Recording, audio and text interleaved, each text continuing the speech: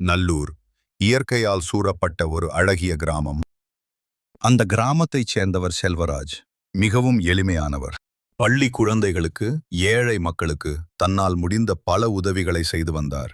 ஊரில் நல்லது கெட்டது எதுவானாலும் முதல் ஆளாக கலந்து கொள்வார்.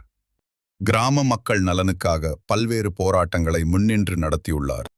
நாட்கள் போக போக அவரது புகழ் அக்கம் பக்கம் ஊரிலும் பரவ ஆரம்பித்தது.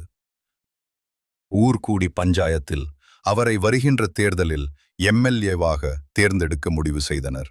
ஊர் மக்கள் அவரது வெற்றிக்காக இரவு பகல் பாராமல் வேலை செய்தனர். வீடு வீடாக சென்று வாக்கு சேகரித்தனர். நாளுக்கு நாள் பிரச்சாரம் சூடு பிடித்தது.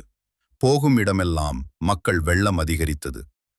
ஒரு நாள் பிரச்சாரத்தின் போது பக்கத்து ஊர் மக்களுக்கும் இவருக்கும் இடையே சிறு வாக்குவாதம் ஏற்பட்டது.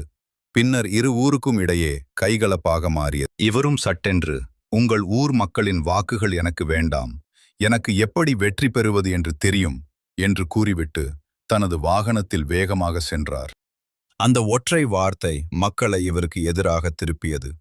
மக்கள் இவருக்கு எதிராக வேலை செய்ய ஆரம்பித்தனர். தேர்தல் நாள் வந்தது. மக்கள் அனைவரும் தங்கள் வாக்கினை பதிவு செய்தனர். தேர்தல் முடிவன்று இவர் குறைந்த வாக்குகள் வித்தியாசத்தில் தோல்வியடைந்தார்.